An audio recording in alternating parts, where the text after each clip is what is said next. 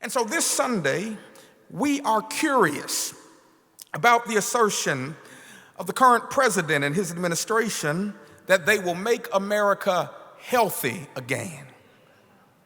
This week, Health and Human Services Secretary RFK Jr.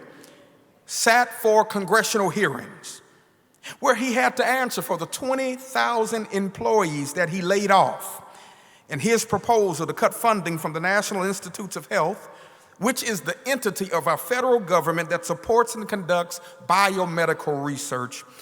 There is critical research that they were in the midst of, research around treatments for childhood cancer, dementia, and strokes. But these initiatives have either slowed or stopped under the current administration. But what is even a greater threat to public health are the proposals within the proposed federal budget to cut $818 billion from Medicaid in order to cover the $4.5 trillion in proposed tax breaks. According to reporting by PBS, while Republicans insist they are simply rooting out waste, fraud, and abuse to generate savings with new work and eligibility requirements, Democrats warn that millions of Americans will lose coverage.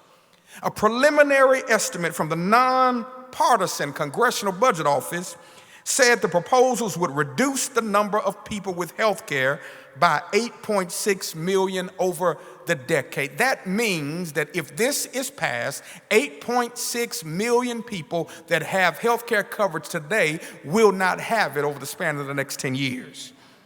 Just to be clear, Medicare and Medicaid are not the same thing. Medicare is a federal program that focuses on the health care coverage of persons 65 and older. Medicaid is a joint federal and state program that helps cover medical costs for some people with limited income and resources. The federal government has general rules that all states' Medicaid programs must follow, but each state runs its own program. This means eligibility requirements and benefits can vary from state to state. Medicaid offers benefits that Medicare doesn't normally cover, like nursing home care and personal care services. People with Medicaid usually don't pay anything for covered medical expenses, but may owe a small copayment for some items or services.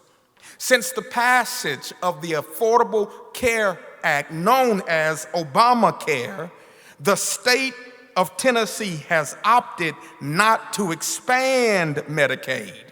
And as a result, on this day, 300,000 Tennesseans are uninsured with no access to health care.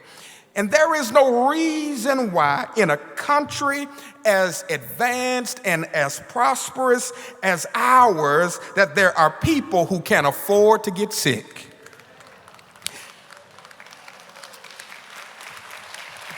I just thought I'd let that sit right there. You can't call yourself a Christian and advocate for the denial of health care to those who are the most vulnerable and who cannot afford it. The scriptures demonstrate the importance of healing. You can read the New Testament alone, and you will see 51 distinct instances of healing that lets us know that healing is important to God. But please understand, healing is not something that happens only through miracles. Healing also takes place through medicine. Scripture indicts these pseudo-Christians when in 1 John 4, verses 20 through 21, it says, if anyone says, I love God and hates his brother, he is a liar. For he who does not love his brother whom he has seen cannot love God whom he has not seen. And this commandment we have from him, whoever loves God must also love his brother. Hear me, if you are a Christian and an elected official and you declare that you love God in the name of God, show that you love brothers and sisters who are on the margins of life. Show them a little bit of love by making sure they have access to health care when they find themselves sick. That's your Faith in 5 for this Sunday morning.